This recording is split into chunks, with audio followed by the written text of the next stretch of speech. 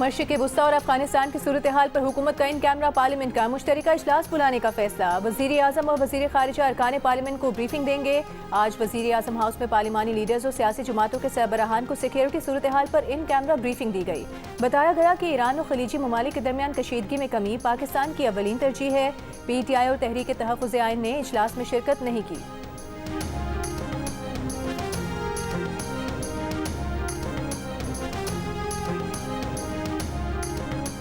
अमरीका ने श्रीलंका के करीब ईरानी जंगी बहरी जहाज को निशाना बनाने की तस्दीक कर दी। अमरीकी वज़ीर जंग ने कहा कि बहरे हिंद में अमरीकी आबदोज ने ईरानी जंगी जहाज को डुबोया।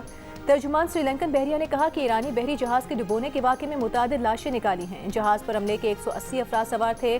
32 जख्मियों को रेस्क्यू करके अस्पताल मुंतकिल किया गया।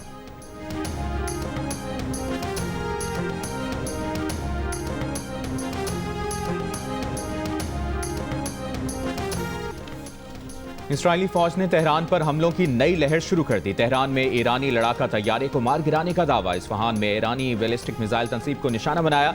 ईरान की आबदोज समेत मुतादिद बहरी जहाज तबाह करने के दावे। 5 रोज से जारी हमलों में ईरानी शोहदा की तादाद 1045 हो गई। उधर आलमी जौहरी तवानाई एजेंसी ने कहा है कि अमरीका और इसराइल के हमलों में ईरान की किसी जौहरी तंसीब को नुकसान नहीं पहुंचा। ईरानी तंसीबात से ताबकारी का खदशा नहीं है।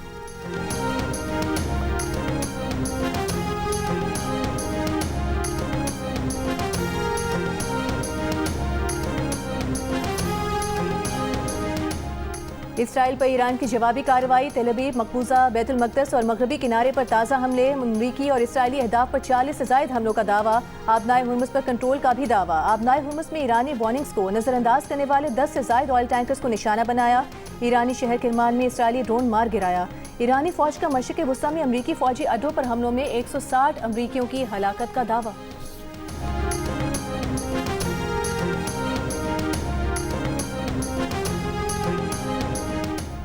मशरिक़ वुस्ता और अफगानिस्तान की सूरत हाल पर हुकूमत की पार्लियामेंट का मुश्तरका इन कैमरा इजलास बुलाने की तजवीज़। वज़ीर आज़म हाउस में पार्लिमानी लीडर्स और सियासी जमातों के सरबराहान को सिक्योरिटी सूरत हाल पर in camera briefing.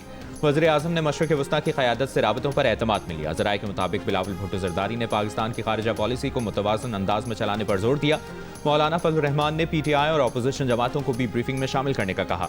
Jio news से गुफ्तगू में वज़ीर आज़म के मुशीर राना सनाउल्लाह ने कहा कि इन कैमरा इजलास में अस्करी क़यादत ने बताया कि ईरान से पहले भी राबते किए और अब भी राबते कर रहे हैं। कोशिश है कि गलत फहमी दूर हो। खलीजी ममालिक पर ईरान के हमले नहीं होने चाहिए। अमरीका को भी बावर कराया जाए कि ईरान के साथ मुआहदे में पेशरफ्त के बाद हमले का जवाज़ नहीं बनता।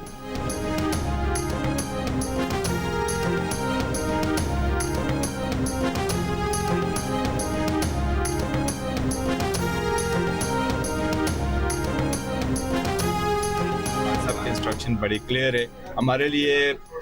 ईवान के अंदर जो होगा वो भी चकज़ा साहब ने करना है और ईवान के बाद जो उनकी हिदायत होगी। जो प्राइम मिनिस्टर साहब ने कोई ब्रीफिंग बुलाई है उसमें हमारी राय पहले भी यही थी कि ब्रीफिंग के मखसूस किस्म की मैंने इसको क्यों बेहतर ये है कि इन हालात में बहुत खतरनाक हालात हैं सारे खत्े के पार्लियामेंट को इत्मीनान में लिया जाए, सीनेट में दे दे ब्रीफिंग।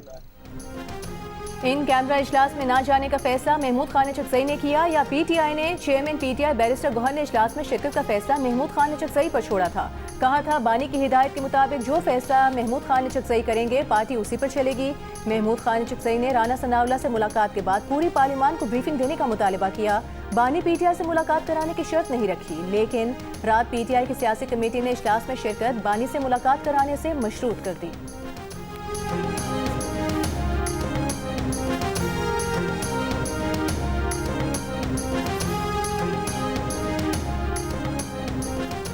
ईरान के शहीद सुप्रीम लीडर आयतुल्लाह खमनाई का ताज़ियती इज्तिमा मुलतवी कर दिया गया।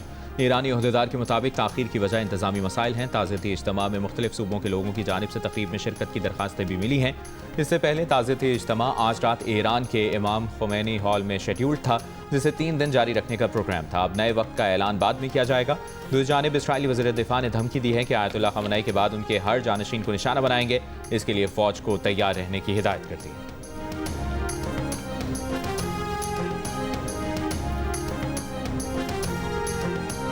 इराक में ईरान नवाज मिलिशिया ने अमरीकी अड्डों पर किए गए ड्रोन हमलों की वीडियो जारी कर दी। दुबई में अमरीकी कांसुल खाने पर ड्रोन हमला, कांसुल खाने की इमारत में आग लग गई। उर्दन में अमरीकी सफारत खाना बंद कर दिया गया। पेंटागन ने जंग में हलाक 6 में से 4 अमरीकी फौजियों की शनाख्त जारी कर दी। फौजी इतवार को कुवैत में अमरीकी फौजी तंसीब पर ड्रोन हमले में मारे गए थे। कुवैत में 11 साल की लड़की मिसाइल का मलबा गिरने से जाम बहक हो गई। इराक के शहर एरबिल में अमरीकी फौजी अड्डे और होटल पर ड्रोन हमले, बगदाद इंटरनेशनल एयरपोर्ट के करीब एक ड्रोन को मार गिराया गया। दूसरी जानिब मुत्तहदा अरब अमीरात की वजारत दिफा ने कहा है कि ईरान के 3 बैलिस्टिक मिसाइल हमलों और 121 ड्रोन हमलों को नाकाम बना दिया गया है। 8 ड्रोन मुत्तहदा अरब अमीरात की हुदूद में गिरे। कतरी वजारत दिफा ने भी दावा किया है कि ईरान से दाखिल होने वाले 10 ड्रोन और 2 क्रूज मिसाइल फिजा में तबाह कर दिए गए।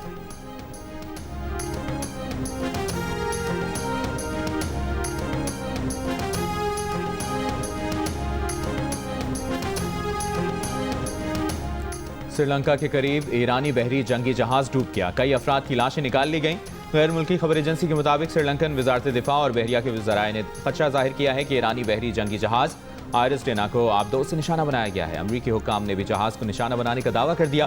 ताहम श्रीलंकन बहरिया के तर्जुमान का कहना है कि इमदादी कार्रवाई के दौरान मुतासरा इलाके में किसी और जहाज की मौजूदगी का मुशाहिदा नहीं किया गया। भारतीय मीडिया के मुताबिक ईरानी बहरी जहाज भारत में मुनक़िदा मशकों में शिरकत के बाद वापस जा रहा था। वाक़े पर भारत के दिफाई और सिक्योरिटी हल्कों ने तशवीश का इजहार किया।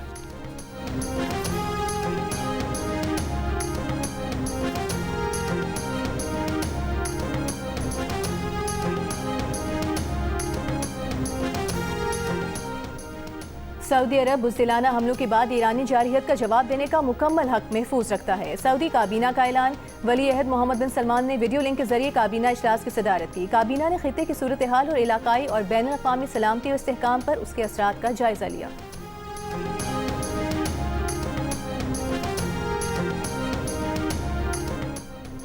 ईरान पर अमरीका और इसराइली हमलों से खलीजी और एशियाई स्टॉक मार्केट संभल न सकी। तीसरे रोज भी शदीद मंदी।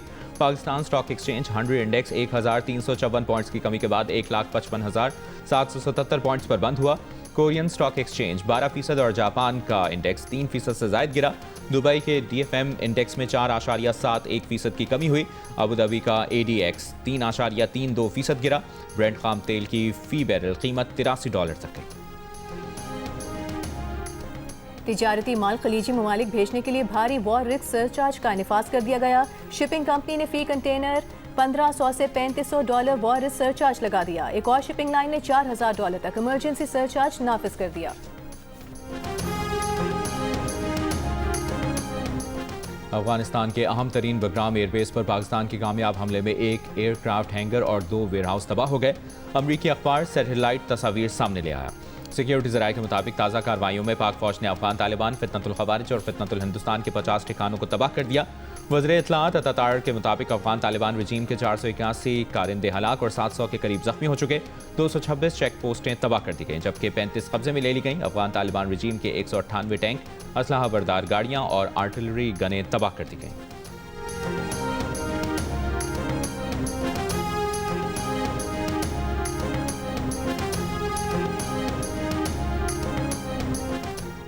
वज़ीर आला पंजाब मरीम नवाज और नवाज शरीफ की ज़ेर सदारत इजलास। लाहौर की मॉल रोड पर हर किस्म के एहतजाजी जलसे जुलूसों पर पाबंदी का उसूली फैसला। इजलास में शाही किले के तमाम हिस्सों को मुकम्मल तौर पर कदीमी हालत में बहाल करने पर इत्तेफाक। मकबरा जहांगीर को बराह रास्त रोड से मुंसलिक करने के लिए पुल बनाने की मंजूरी। पूरे वॉल सिटी से बिजली और दीगर तारों को हटाने के लिए फौरी इक़दामात का हुक्म दिया गया।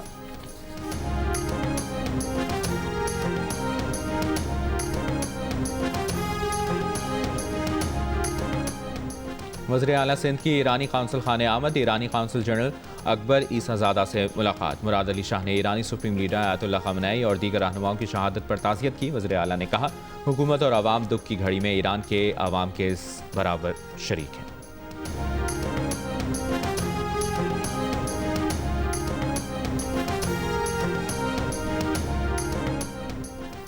पाकिस्तान क्रिकेट बोर्ड ने बांग्लादेश के खिलाफ वनडे सीरीज के लिए 15 रुकनी टीम का ऐलान कर दिया। बाबर आजम और साइम मयूब ड्रॉप, फखर जमान और हसन नवाज भी स्क्वाड का हिस्सा नहीं। फास्ट बॉलर शाहीन शाह अफरीदी कप्तान बरकरार। नौजवान साद मसूद, शामिल हुसैन, गाजी गौरी और फैसल अकरम टीम में शामिल। पाकिस्तान और बांग्लादेश के दरमियान 3 वनडे मैचेस की सीरीज 11 मार्च से ढाका में खेली जाएगी। टीम के ऐलान से कल भी शाहीन शाह अफरीदी और सलमान अली आगा के चेयरमैन PCB मोहसिन नकवी से अलग अलग मुलाकात। टीम की परफॉर्मेंस और मुस्तकबिल के लाहे अमल पर बातचीत।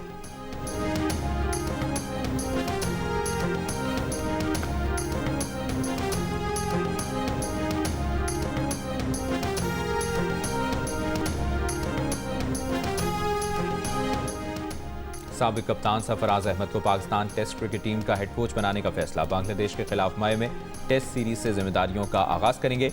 इससे पहले अजहर महमूद कौमी टीम के अबूरी हेड कोच थे।